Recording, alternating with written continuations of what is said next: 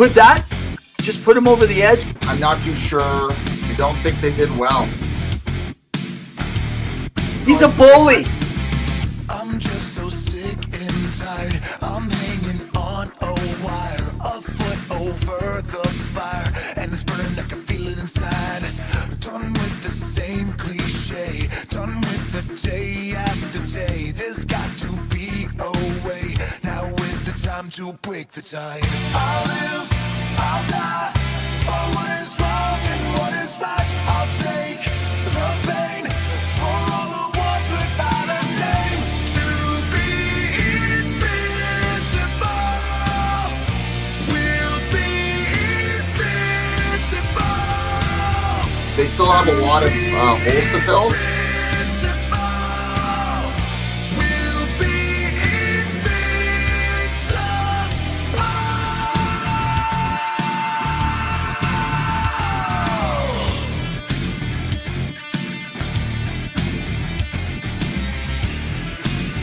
He didn't get fired. He didn't get fired.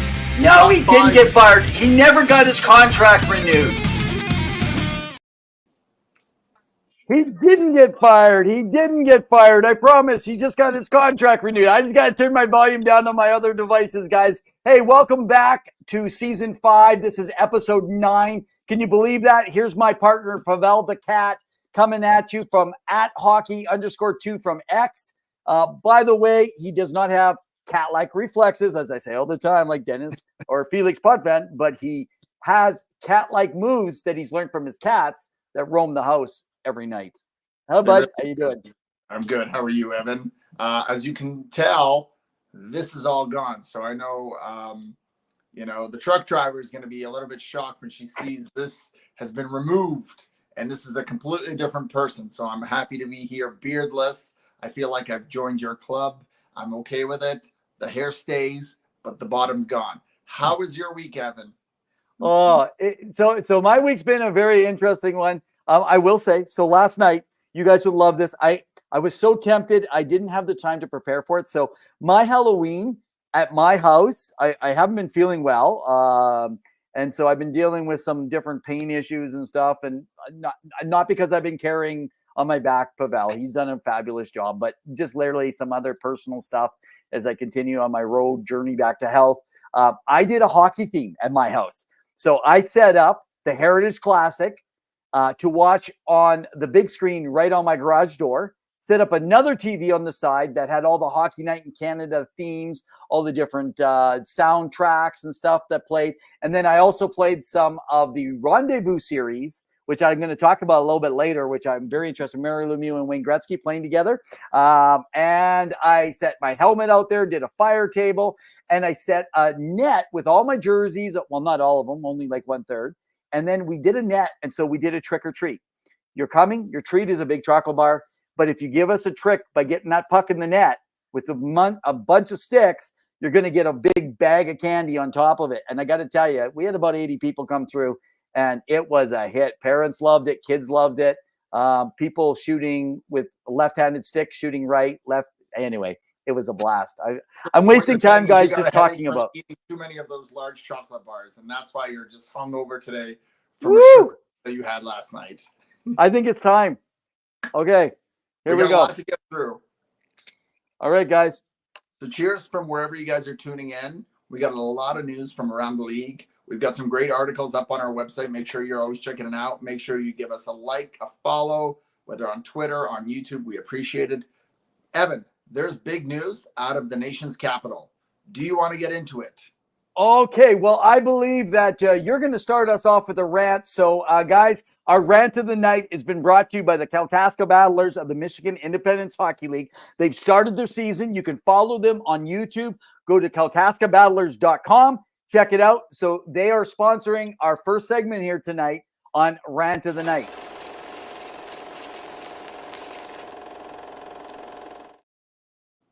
All right. That didn't take very long. And we are about to hear you go on to some discussions around your rant.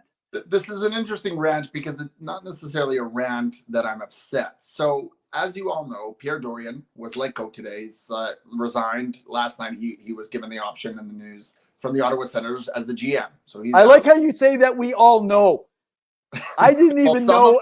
Because some of us people on the inside that shared this information, and they have announced today in the press conference that Michael Ackelbacher, I can't even pronounce it. There, I'm pulling an Evan already. The new owner, who just spent a little under $1 billion for the Senators, has announced Steve Staios, as you all know, who was an assistant GM here in Edmonton, as the interim GM. You know, there's been some names floating around. I know one of them that's been out there is Peter Chiarelli. Move that aside. He's come in and during his press conference made a few comments, per se, that has really rattled the hockey world.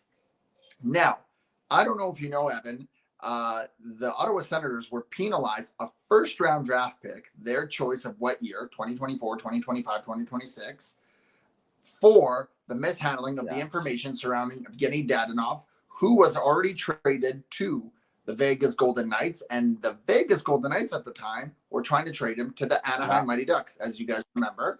And that trade got vetoed by his agent because his agent said, nope, there are no trade clause teams, 10 of them. One of them included Anaheim. So Vegas, feeling very upset about their reputation for how they deal with players, which we can get into a little bit later because I'm looking at Marc-Andre Fleury, decided that this needed to be addressed by the league because of the fact that, you know, they were seen as the bad guys. But it turns out the Ottawa Senators, under the leadership and guidance of Pierre Dorion, he never provided that information to the Vegas Golden Knights. So, of course, Vegas did thinking, oh, we could trade this player. Could have cost them quite a bit. You know, they didn't win the Stanley Cup like they did last year. You know, they didn't make it 2 years ago, but it could have cost them a few points, things like that. So that's a whole thing. Now, the league has penalized them for this.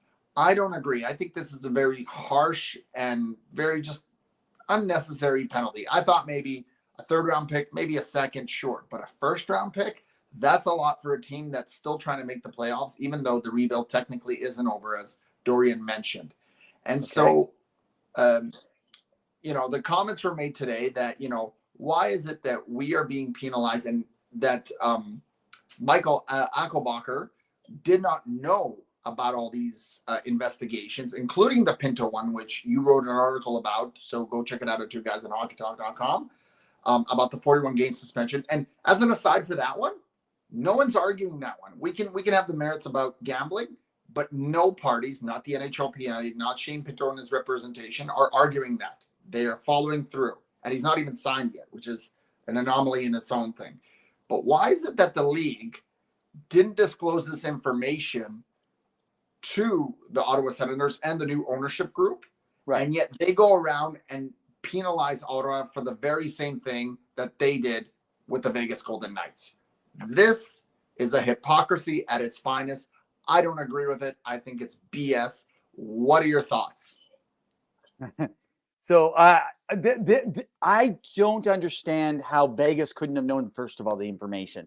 That part actually ticks me off, because I'm going to say then the system in the NHL is not set up right. If you're going to have all these little loopholes of how things can go on and who can be traded, this should be simple, because you're supposed to send it to the NHL so that they have all the information to be able to know whether you can or cannot do something. It shouldn't be an agent pulling this stuff out. So to me, this is actually on the system of play that's at play. This should not be blamed. And I actually do not think Ottawa Senator fans should be actually dealing with this. So call this my rant of the night, because I'm with you. I actually thinking this is ridiculous.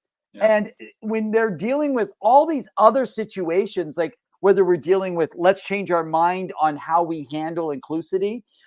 Let's change our mind on how we're handling Kovalchuk years ago. Remember that issue? Oh, I do. Let's change our mind.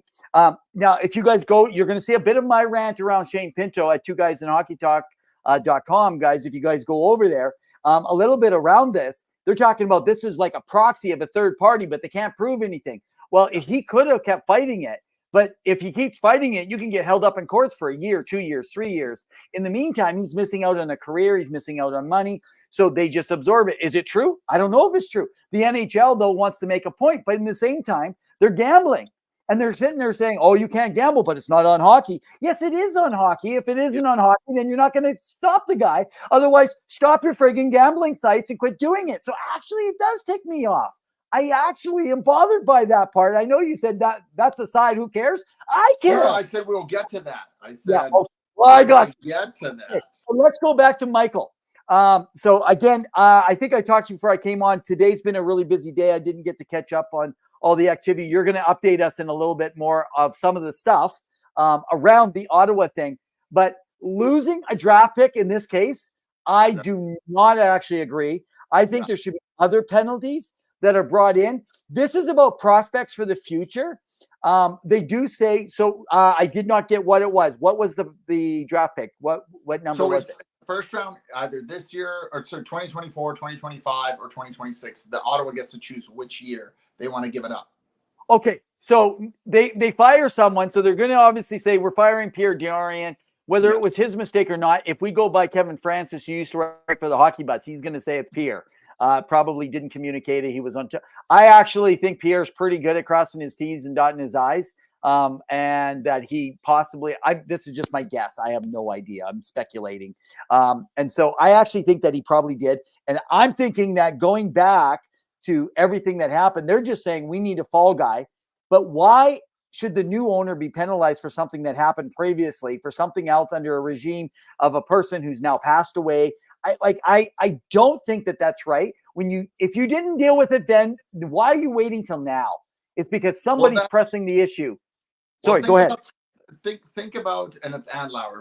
My brain is okay. Andlauer.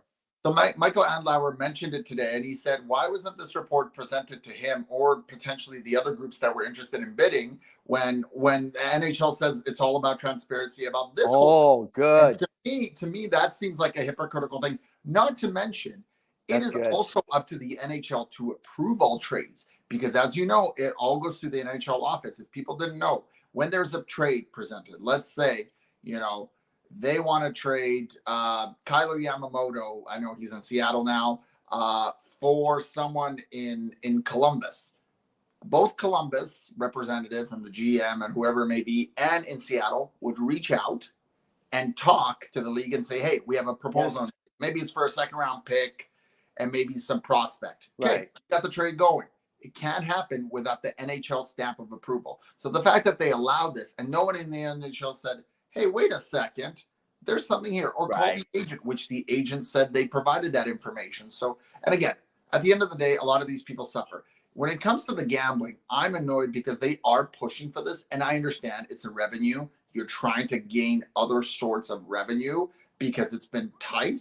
There's a lot of markets struggling. We talked about money and putting butts in seats. But online gambling gets a lot. But you have Wayne Gretzky, you have Connor McDavid, you have these big names promoting gambling at every game. You have it virtually on the boards. And then you go around and say, well, he wasn't technically, and again, I don't know the full story. He wasn't betting on NHL games, but it's potential that there was a proxy on his behalf that bet on something that somehow the NHL found very upsetting. And rumor has it, according to Elliot Friedman, they wanted to throw the book at him and give him more games. This was a lenient punishment.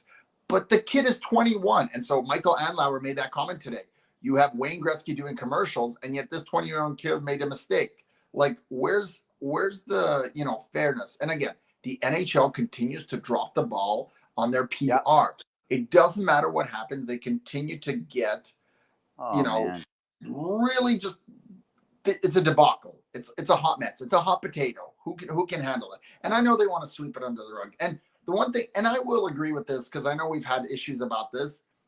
The fact that they treated the Chicago issue the way they did and fined them only without a draft pick, that goes to show you that there is favoritism in the league and they do pick and choose who gets what. And I'm sorry, you can't do that. Not to mention, Ottawa is a great place to play. It's a great city. There's a lot happening there. I've been there myself. I've attended the rink. Certainly it can be moved closer to downtown. I think it would be more accessible.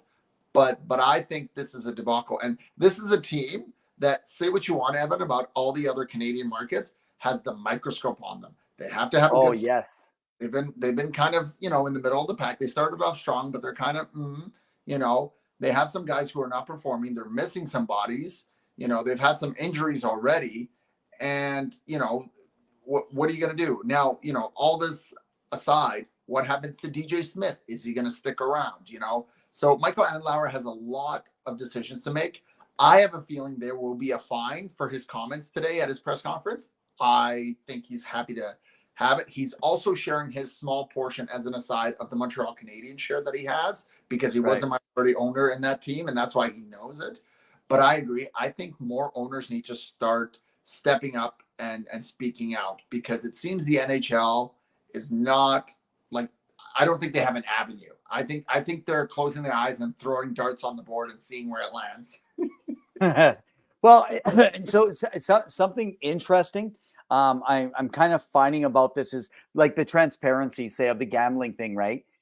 So if I'm dealing with alcohol and I got some issues, or I'm dealing with some drug issues or something, are you suspending me for 40 games or stuff when I haven't been tested? I haven't gone through anything, only because it's suspected this or that. By the way, I put in the link to our website, guys. Go in, check it out. You can check out our former hosts, some of the stuff going on, and then read up some of our articles and stuff, as well as follow us on all of our different platforms, including you can catch us on Spotify and Amazon as well. But the interesting piece is they stay silent. If they came out and said that it's believed that a proxy server was used on his account, you know, like, be transparent. Don't try to hide this with everyone, or find a way to sell it so it's more understood. But like you said, now I go back, and I got to go back to what Michael says when he buys this team. This billionaire buys the team for basically $1 billion almost. And how much would they have got if they had known they're going to lose a first-round draft pick? A little bit less. So could this potentially have meant $200 million difference? I believe it would have been. It would have looked bad on the franchise. So right now, if I'm Michael, I'm saying bring on the lawsuits, man, because my lawyer's coming, because you sold to me under a false pretense. I could see Michael's finding a way to get out of this thing. You know, and make them buy it back from them. Sending this and giving them a lesser penalty, because for whatever reason, there's just this been vendetta for. And again, even think about, Evan, now future prospects of people who want to invest, future business partners in the NHL. They look at this and say, why would I want to invest? Or when there's something going on that you don't know what the underlying numbers are, or issues. Is there a report coming? And he was blindsided not only by Pinto, but by this. Oh, it's crazy, guys. So, hey, we always ask you. So that was our rant.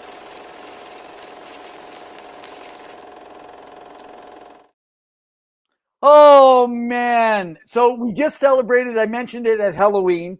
So we actually had some excitement around the NHL with the big classic that started off.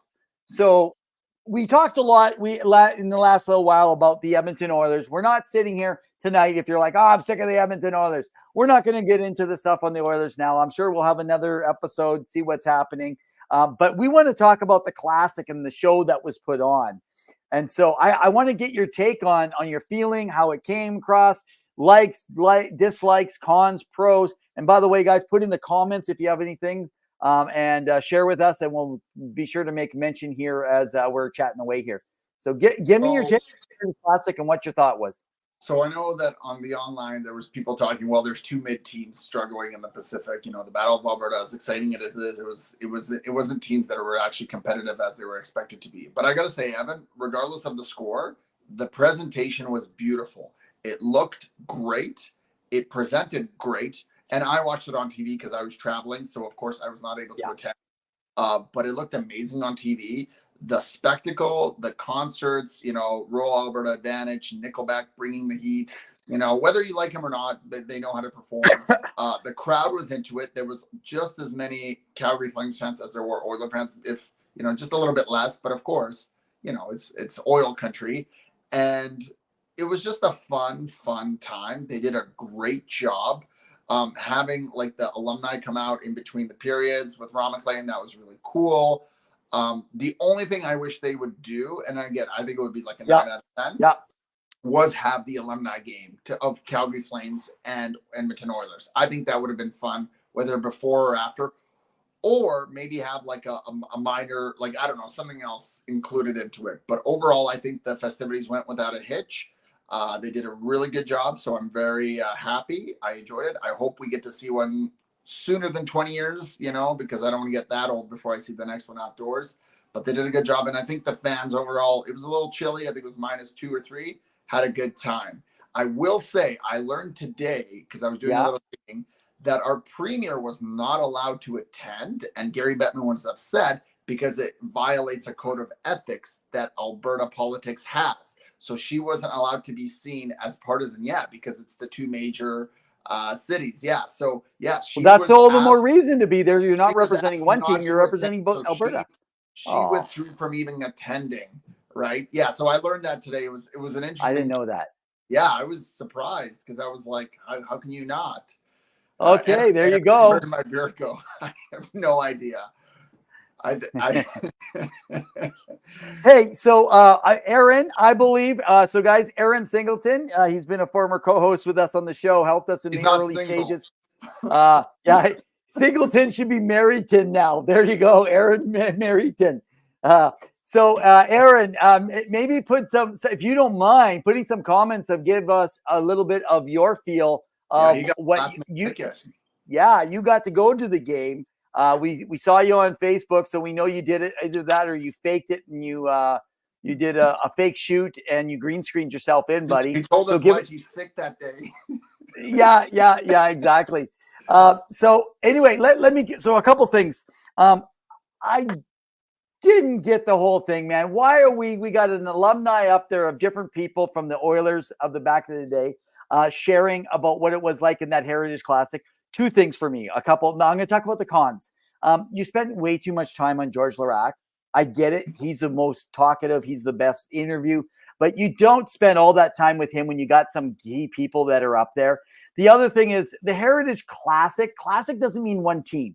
It felt like it was a home game and it was a homerism that you should have had some Flames guys that were also up there. Yes, but I know that they were up there because they played 20 years ago when the original, but again, I felt like, why is it about one team? So if in another 20 years, we're playing the game and you're doing something and it's Edmonton and Calgary, but it's in Calgary, are you just playing the Calgary or like, I don't know. I just kind of felt that was kind of missing. I felt like they kind of messed up. I do understand the alumni though. It came out. Now everyone needs to understand this had nothing to do with the Oilers organization, had to do with the NHL. You could not have an alumni game because they have now decided they do not want the ice to be roughed up for the players later on. So that's why they don't do the alumni like they had done previously. I frankly think if it's pond hockey, man, it's pond hockey. Both teams are equal. It's Deflategate for both, talking in New England Patriot terms. It'd be like having both can have a flat ball, not just one. So both have rough areas. I know the potential about injuries and stuff, but come on. Don't have an outside game if you got to have perfection. Enjoy it. Let it be an event that was bigger. It was incredible. That field, looking at the way they covered it, that's probably $300,000 just to cover that field for so many days. They did a great job. It looked great. The camera angles were NFL-like. I loved it from home. I was going to be there live. Chose as a baby. I didn't want to be in the cold, and I wanted to get good angles. And I'm going to admit, I brought other family. I brought Flame fans over so I could sit with them. I got to tell you, I brought them over when we played game 2, and we did the comeback against the Flames in the playoffs for the Oilers. And then I also brought them over for the Classic. And then I played, my mom came over to help me, and she's a Flames fan with the hockey stuff. And then guess what I played? I played the Heritage Classic, so she watched her team get beat again, 5-2. Are you trying to forcefully not have your family members come visit you? Is that why every time you invite them when the Flames lose, you're like, hey, come over and lose? So I want to get into this because there's been a lot of rumblings. So both these teams are going in with four losses in a row. And of course, Edmonton came out victorious. So they have some momentum to build up on. Evan, what is going on with the Calgary Flames? What is happening with Jonathan Huberdeau and Nazem Kadri? And even though he had a goal, they seem to be a little bit lost out there. They had 2 5-on-3s for quite a bit of time, and they could not capitalize. What is wrong with the Flames?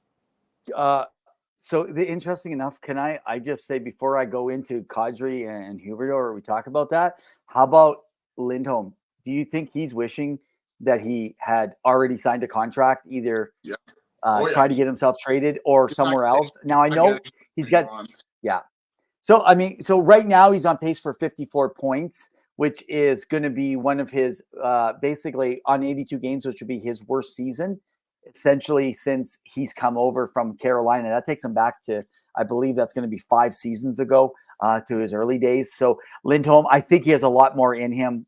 There's something weird going on with the Flames right now.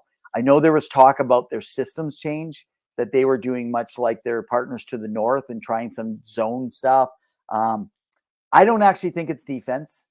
I think that there's something missing on their offense piece. I don't know if it's cultural. I don't know what's happening on there. I do have someone that I consider quite reliable down in the Calgary area, that 2 different people, one that I really trust. And what I'm hearing is it could be a couple players stirring the pot right now. I don't know how, and I don't know which way. I'm going to spend some time, but could this be something where they're disgruntled because Sutter's not there and they were connected to him back in the day? Or could it be that Sutter was trying to deal with these people and that was part of the, I don't know with this. And Huberdeau, right? Like Zadorov. Well, no, but there could be lingering stuff from that with, one player's more with the coach, one player's not. That's kind of my concern. Or someone still thinks like a certain process because it's cultural. Yeah. So you got to change your way of thinking. Huberdeau has been really excited going into this year and stuff. And he's still struggling in the system. He's like in that Heritage Classic. I'm watching him. He really was a factor for about 4 or 5 minutes of the game.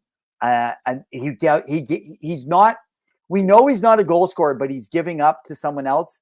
And I think what we've learned 2 seasons ago, Evan. I know, but you got to remember, he's playing with players like Barkov though, right? Oh, I know. And now that he's not in, I almost feel like he needs to have the players like that are gone, like the Johnny Gaudreaus. And by the way, can we maybe talk about Johnny Gaudreau and the Columbus Blue Jackets? What's after we get off this Calgary piece? This isn't another rant, by the way, folks. So, hey, Zill, you're in from Chilliwack tonight. Hey, that means you're taking a downtime. Take a look. Pawel the cat, man. He lost his beard when he was on the West Coast. So I don't know what it is, but the cat shaved. That cat shaved. And hello, Colleen. How you doing? We're doing good here tonight. Okay. So yeah, I don't know where you go. And I've said this before, and I'm going to be careful saying it because I'm not in the dressing rooms and I'm not going to pretend. I can only go by what I hear. And I don't like second and third hand information unless I feel it's someone really connected. And I don't have someone really connected to inside that dressing room. And all I can see is that there's always been something with Kadri behind the scenes. And I did hear something, but this is a tough start. If it continues, you're not making the playoffs. So you look at retooling, not rebuilding, retooling. You have a new arena opening up. Well, hold on. Let me get to it before you jump into it, and then we can get into Columbus. You look at potentially trading Lindholm. You have Hanifin, who talks have paused. I believe Chris Tanev is 1 more year left. Potentially trade chip right there. You still have 3 goalies because you've got Markstrom, Vladar, and you have Dustin Wolf, who potentially he had a shining spot at the end of the season last year. You look at potentially moving some pieces. You retool a little bit. And then you come back, next year as strong as you can, because Evan, we're getting 10 games in. We're seeing what some teams are, and it's not looking good for the Flames. That's all I'm going to say. They're struggling to score. That's their biggest thing, and their big guys aren't scoring. But anyways, you guys can let us know your thoughts down below. What do you think the Calgary Flames need to do or not need to do in order to change? Now, you wanted to talk about Johnny Gaudreau. Go ahead. No, can we go back to Wolf right now? I'd like to know if anyone out there, if you're a Just fan, upsetting all the Columbus fans. Hey, you guys know Goudreau? no, By the way, no, let's no, talk no. about Flames. Yeah, but you just jump really quick. You don't even let me coming back in. You start bringing new topics up. I don't want to jump over there and then jump back like we're a bunch of crazy people here. So I want to mention on Dustin Wolf. So I want, because they send him back. Understand, this guy has been nothing than he was in the 930s, 940s in the WHL with Everett and stuff. His record in the AHL has been like 924, 950, not 958, sorry, 932. This year, he's a 921 already in his first 4 games, even though it's at a 2.71 goals against. The team is getting a lot of shots they're giving up. The guy is still there, and you're not bringing him up. So this is the reason I want to come into when you say, do you retool?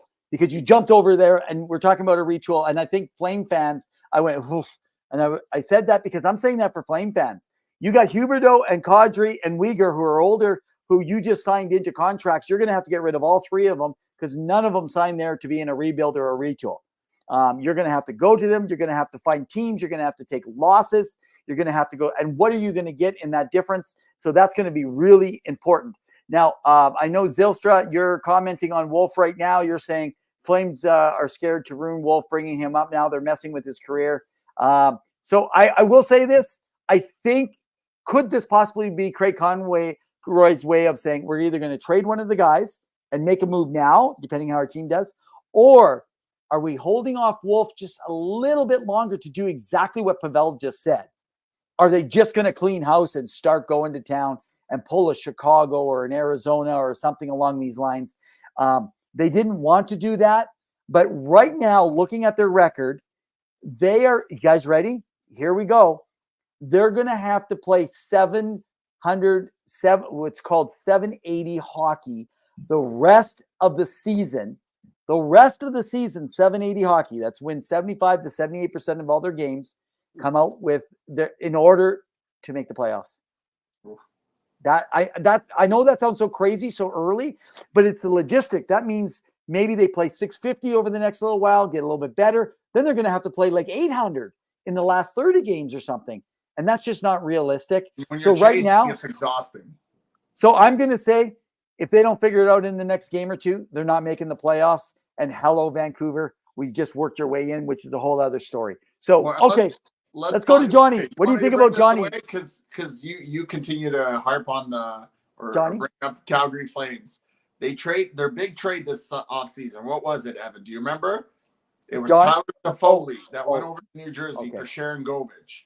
Tyler Toffoli has 7 goals and 3 assists. He is a -1. He's playing on the top line or top 6, mostly top line in New Jersey. Do you think they did not use him? And he wanted to stay in Calgary, and they did not extend him. Yeah. So, And why do you think they didn't want to extend him? Do you think probably age? Probably maybe, he's 31. They thought, nah, we want someone younger, but they're a loss, right? Yeah, because of the age of everyone else. But you would have thought that they would have moved somebody else other than Toffoli, who was one of their. According to Toffoli in his reports, nobody approached him, so he thought he wasn't wanted there. I got the same thing. Coming in, and he was not approached at all with it. So this was an interesting twist. This might be growing pains with Craig Conroy coming in and trying to figure out how to be an NHL GM. It's not an easy task. I think the only market right now in Canada that's actually enjoying what's going on is the Montreal Canadiens. So props to you. You think the Canadian? Well, that's true. They've started off. Well, Vancouver has some underlying, like they're doing well, like they're second in the Pacific, but there's the Elias Pettersson question. There's quite a few other things. Zylstra, Markstrom could accept the trade, but the problem is that who's going to want to take that albatross contract, right? So you wanted to talk about Johnny Gaudreau and the Columbus Blue Jackets because that's been a hot topic. Get into it. Yeah. Okay. Well, let's talk about. He's on pace for his worst season in history in the NHL. But he went to Columbus to win out, Evan. Apparently, he went there to to retire. I'm sorry, Johnny. I'd love to get you on a show. You can debate me on this. I absolutely love the player. I'm not sure what's going on. I got to say this. I am worried about the coaching this season. They were throwing a twist with the whole Babcock thing last minute. I know everyone has said, well, you know, their coach deserved to be able to get in. He's worked his way there. I don't know if you have. There's 32 jobs nowadays. That's the new number. And they're not going up. There's only so many positions. And if you don't get there and you're assistant coach, well, there's only 64 to 75 of those jobs available in a year with 2 or 3 coaches, depending on what you have for assistants. So you're talking about a slight few out of how many billions of people in the world, you know? So to be an assistant coach in the NHL, you need to recognize this is very elite territory. We're working with it. So I think, Johnny, the team is struggling overall. They're going to be a top 5 draft. They're going to be in the draft lottery. I don't understand why people thought some of those trades are going to make a difference and they're going to be changing. I never felt like that. I never thought like that. But I was pretty sure that Johnny would be pretty much on pace for where he was before. What I worry about is there something hidden in some type of maybe like an abdominal injury, hip flexor? Maybe it's not quite there, but they're worried. And what I'm not seeing is Johnny going. He used to, like in Calgary in his last year, Flame fans will tell you this. He started coming inside to the hard places. He's not been going to those hard places the same. I'm sure Columbus fans will tell you that. So now Zylstra thinks that Johnny needs a center that's a Selke-like to feed him out of the defensive zone. Well, they've been trying lining at center, which has been an interesting thing. So have they? I didn't even know that. Oh, you didn't know that? Yeah, they tried it during preseason a lot, and I think it was game 1 or 2 that they tried it. Columbus fans, you can correct me. You know, and they had the big scare with Zach Werenski, who's now out for a little bit, not long term, which is good, but you know they're missing him. They need all hands on deck. Yeah. To be honest, Provorov has been pretty solid for them in the back end. I know, you know, forgetting the controversy, he's been a good thing. David Yerchuk, you know, he's had some good games, some good moments in the game, that young prospects. And really Adam Fantilli has been phenomenal for them. He's really played. But, you know, to ask him to be a number 1 center right now, that's a lot to ask of a kid. So, you know, you want to ease him into it. And oftentimes, as we've talked, you want to start at the wing. But Columbus doesn't really have a lot of that luxury. You know, you have Sean Corrali there too, you know, so what can you do? So we'll be keeping an eye on Columbus because there's definitely a lot of pressure. And I think, Evan, one of the GMs, I know that Dorian was one of them. I think Jarmo Kekalainen is on the hot seat. I think if things don't improve by Thanksgiving, you could potentially see some rumblings or changes there, because I don't think they're going to stand for that, because he was charged with fixing this and they haven't. Now to get to something, or is there anything else you want to add? I have to present. I do want to do something around the rink, but go ahead. I'll let you go with the next piece, and then we'll go into that. I just want to give 2 quick shout outs, because we have to acknowledge where credit is due. First, that's Jonas Johansson out in Tampa Bay. He has been solid for the Tampa Bay Lightning. Now, he's not Vasilevsky, but he has kept them in games, and he has been excellent for a team that, you know, people said, well, you're missing Vasilevsky, you know, you're not going to do so well. And yet right now they are 4th in that division, right behind Canadiens, Red Wings, and the person that the team I wanted to talk about, Evan. How do you stop the Boston Bruins? What is it in their water that they are drinking to continue to be? Now, people will say, well, they had an easy schedule. They had really easy teams going on. There's no such thing as easy. These guys are winning. They're missing their 2 top centers. Now, we can get into the hit by Charles McAvoy, who's going to be suspended for 4 games. There's Kyle. Kyle's the longtime Bruin fan. What did you think, of the suspension on Charles McAvoy, his second one? It's not his first suspension to the hit. And what do you think of the Boston Bruins right now? Are they how do you stop them? Okay, that's my words. It's a good I rant. don't have words for the Boston Bruins. Everything, they seem to defy the odds. They have won me over, a team that I was not a believer in last season. I know they failed in the playoffs. I think that was a psych piece that happened. I think Kachuk found a way with him and a few others to get under their skin, irritate them, do the things, and they had Bobrovsky standing in his head, and the goalie literally stole them the series with some tough work ethic.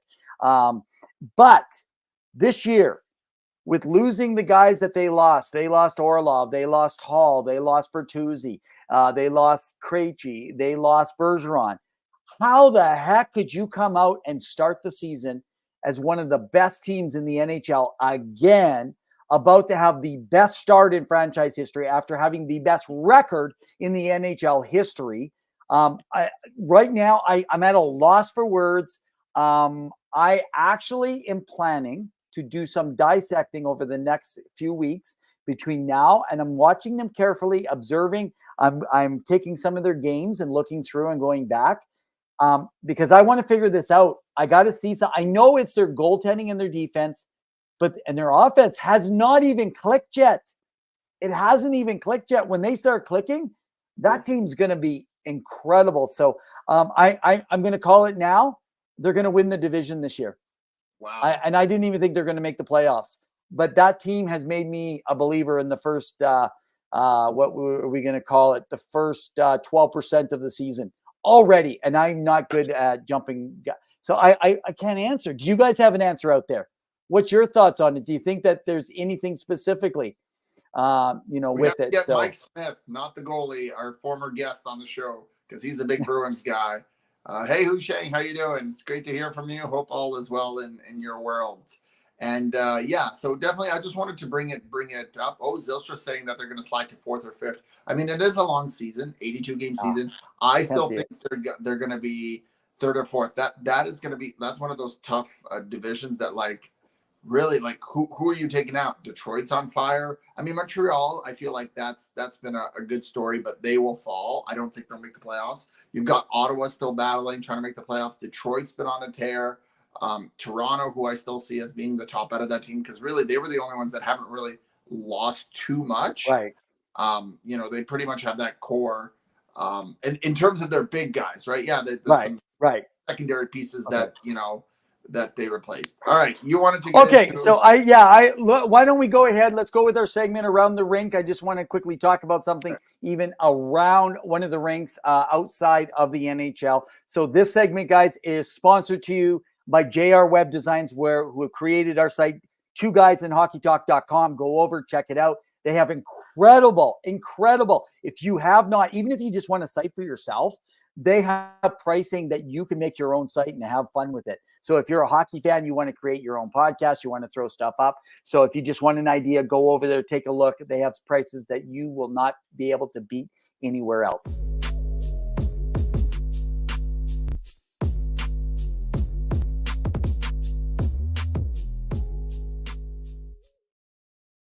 All right. I kind of want to take just a few minutes and talk about one of my favorite players growing up was, now I was already growing up, I was an adult, so don't get me wrong, but watching the Detroit who loved the Detroit Red Wings? Put your hands up, right?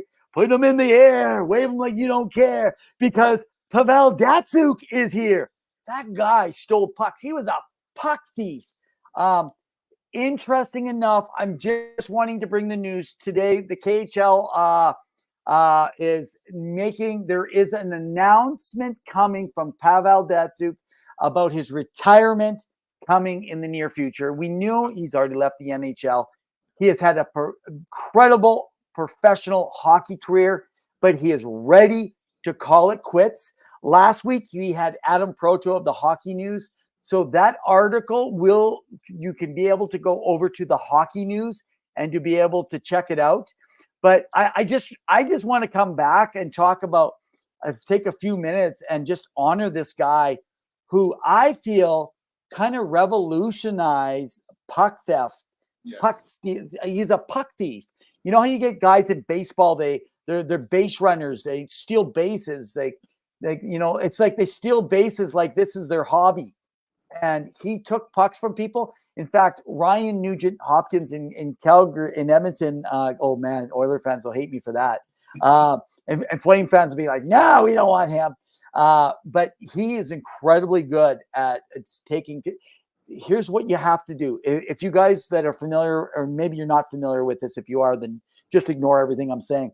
So when a skater is on his skates and they're down, in order to make the reach in and steal that puck, you have to make a lateral turn. And literally, someone like Datsuk's, he's like this with his skates. If you can see, I'm really showing an angle where you're almost flat.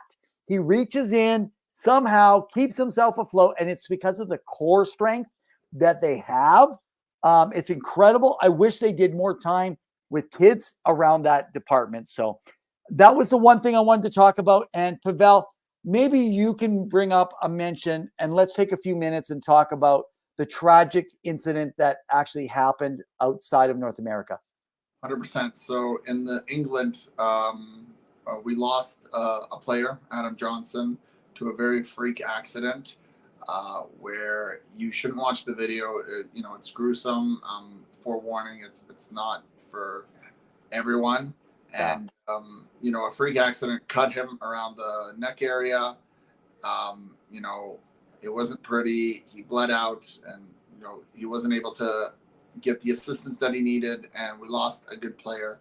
And I think people have to understand that this is a very tragic incident. The police are investigating, not because there was some malicious intent, but because any death, there's always an investigation just to make sure everything's okay. And there's no rhyme or reason for that, for the comments made to the player who accidentally cut him, because, he's already dealing with it in itself. The mental health of knowing that you could take a life is heavy. So we have to understand and be respectful to both individuals, to both families, and pretty much that's all it is. I know, Evan, because there's no easy transition from that. There's been rumblings, and I think they're going to start implementing it in the what's it called?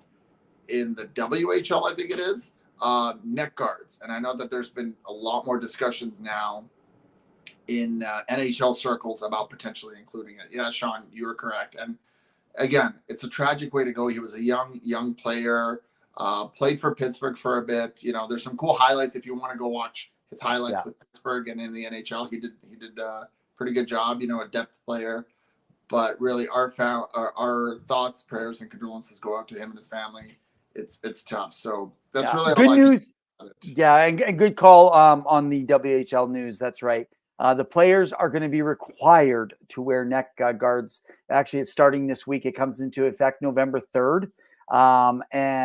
Or the only reason it gets delayed is if the equipment is not going to be available to teams. So I do wonder how many are going to follow suit, because the OHL and the Quebec Major Junior Hockey League is already making neck guards mandatory. So our junior hockey in Canada, in the Canadian Hockey League, I haven't checked. Some of you guys, Tanner Wilson down in Texas, Andrew, I'd be really curious to find out what's happening over in the AMIHL if you're following. By the way, so our sponsor, the Kalkaska Battlers, I just want to bring mention that in 2 weeks, Andrew Dibble, who owns the new franchise Kalkaska Battlers, is actually going to be on with us. So we should be able to play their content without being shut down.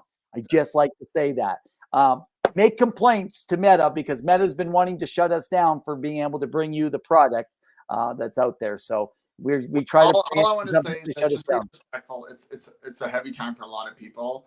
It's to being upset, and we are here. I mean, there's wherever you are, there's always a hotline if you feel like you need to talk to someone about it. But it's heavy. So yeah.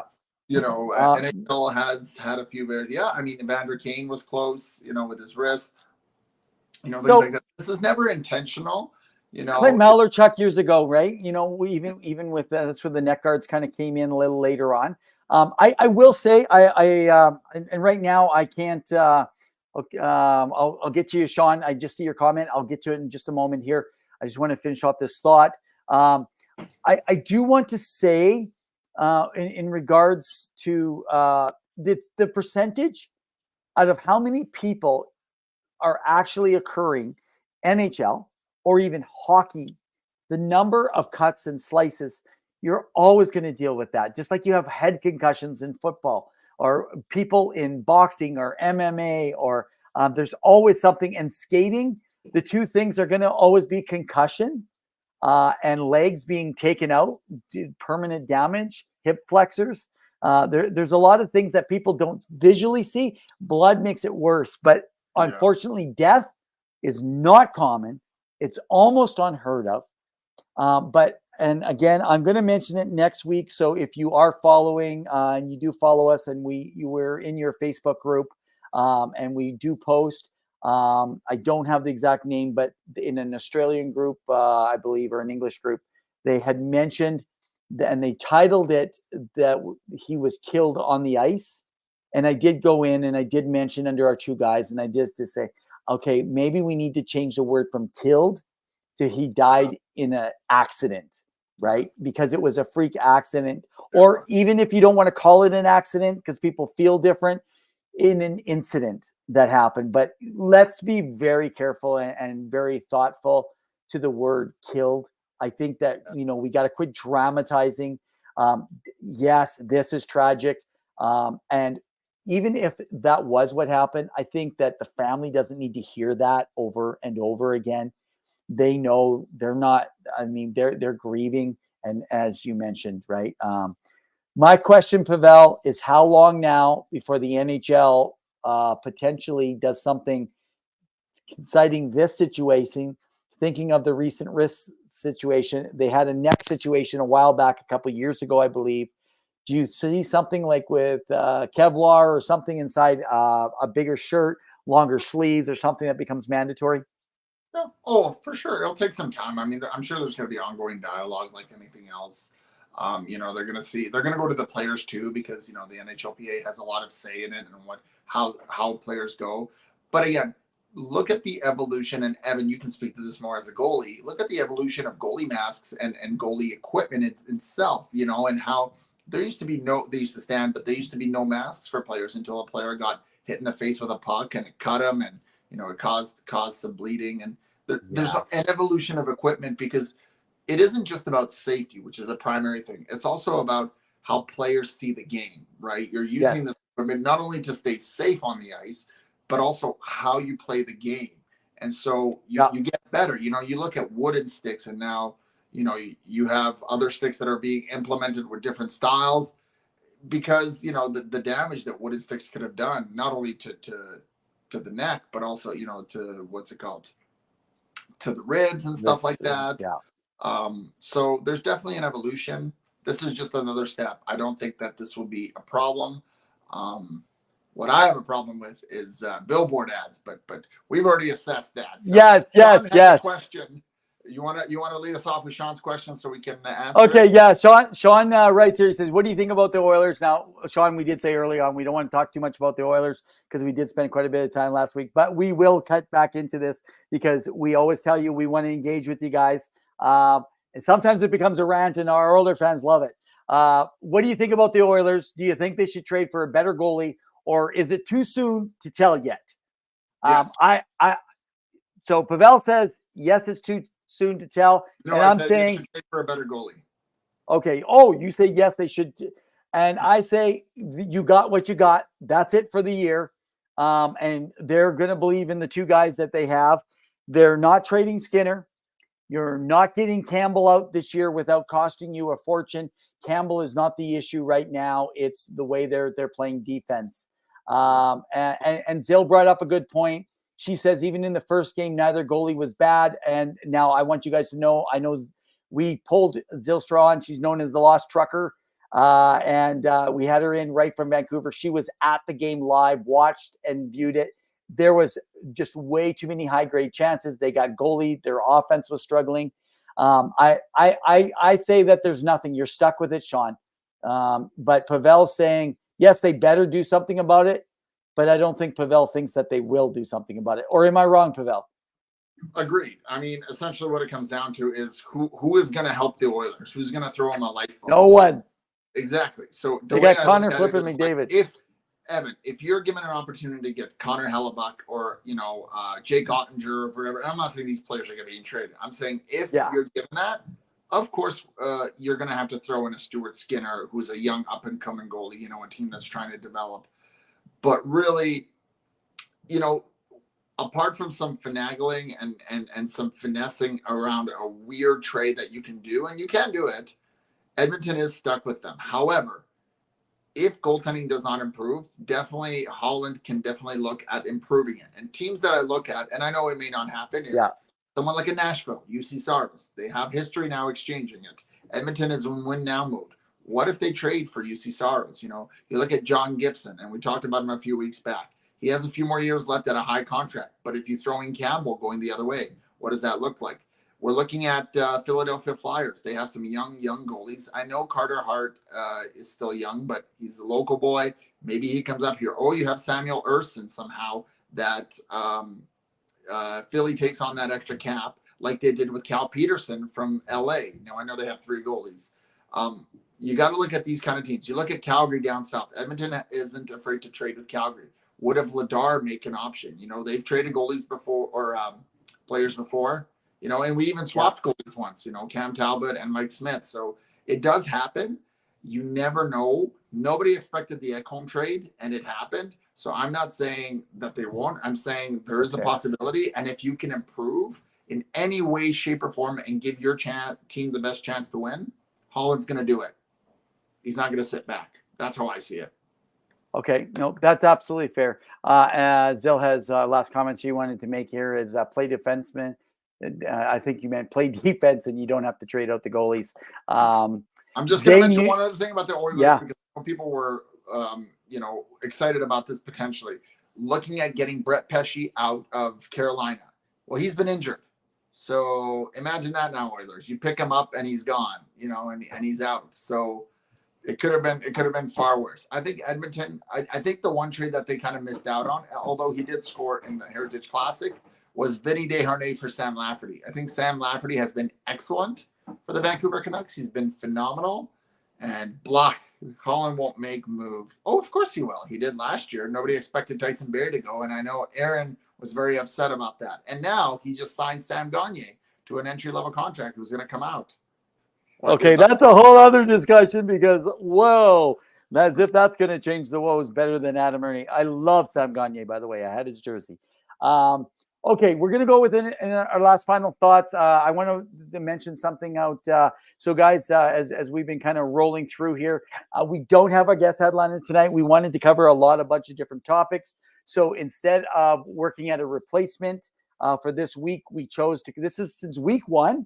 We've gone to over 2 months strictly with guests on. So we didn't have a lot of time to cover a lot of material tonight, and we still have a ton of material in behind that we haven't even touched base on.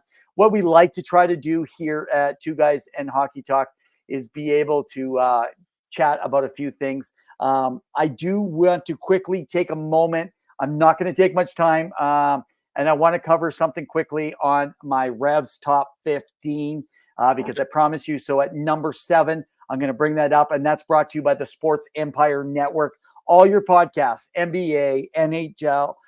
We are their NHL contact along with other hockey around the world. And there is some other ones recently, as well as anything you could think wrestling and in NFL.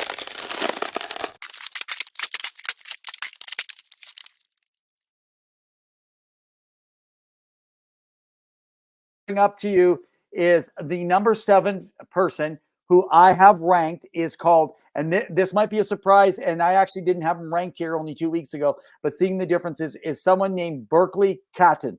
So Berkly Catton went number 1 overall to the Chiefs in the 2021 WHL Bantam Draft, another WHL guy.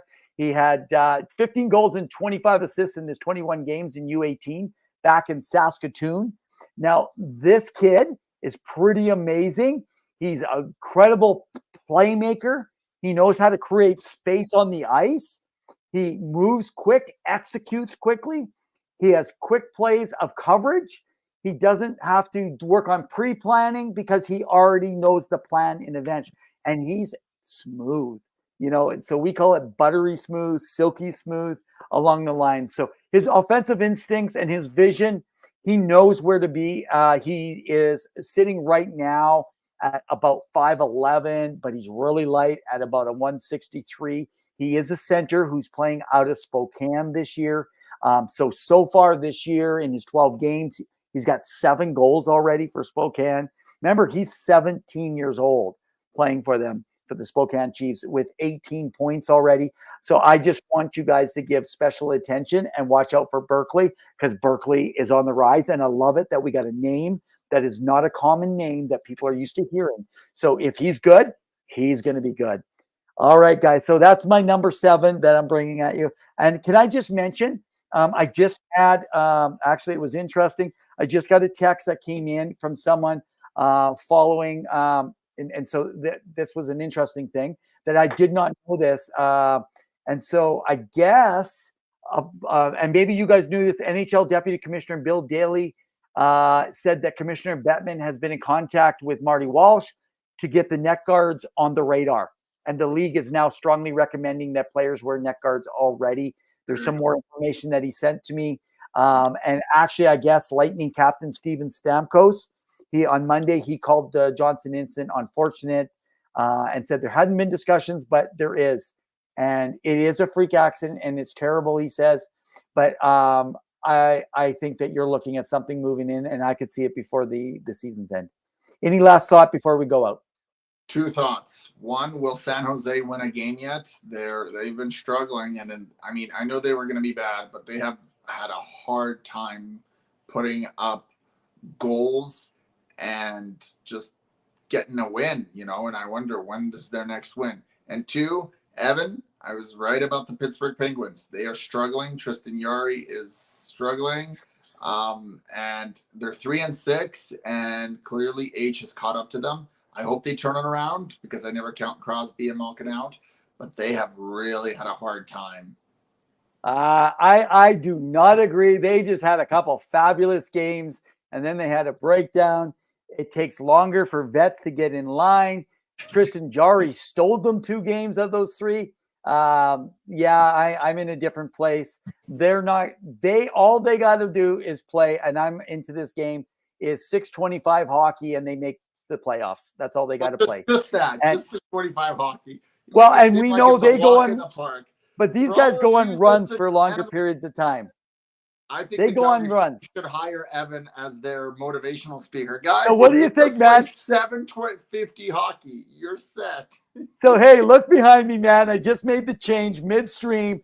Penguins coming at you, baby. Evan is such a homer. Okay, last thing. Are you in Pennsylvania for some reason? Is that last thing? Give us the last thing. You had 2 things, man. 2 things. What are you going to think? 2 things. San Jose and Pittsburgh.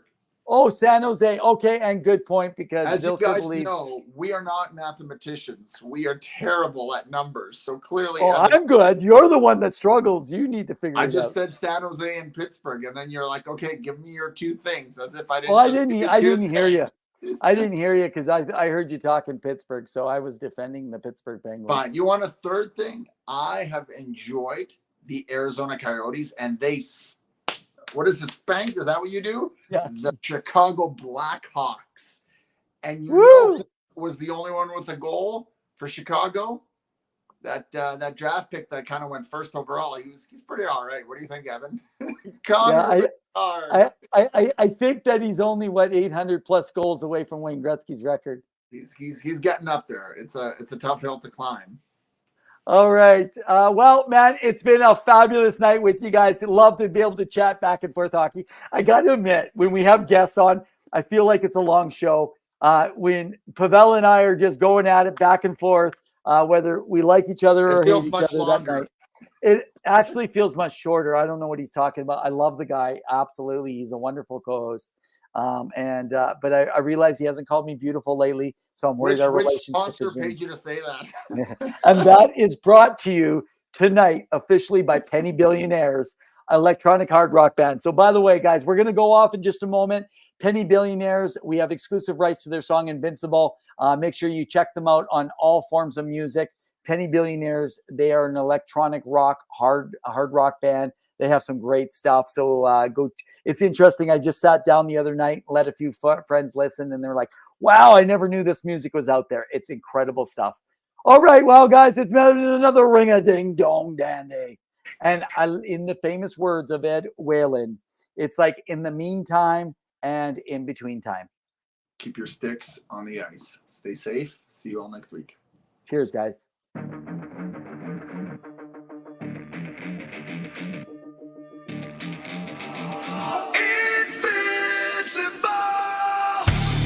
Could that just put him over the edge? I'm not too sure. I don't think they did well. He's a bully.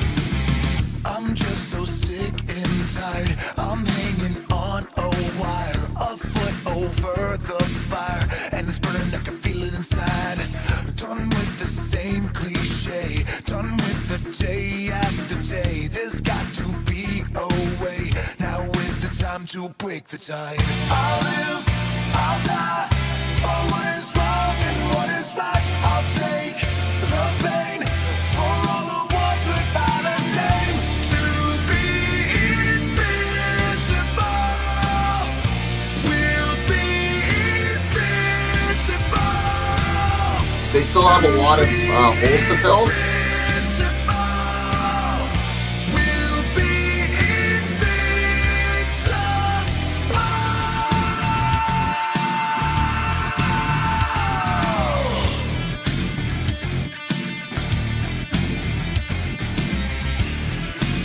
Every He time didn't get fired. He didn't get fired.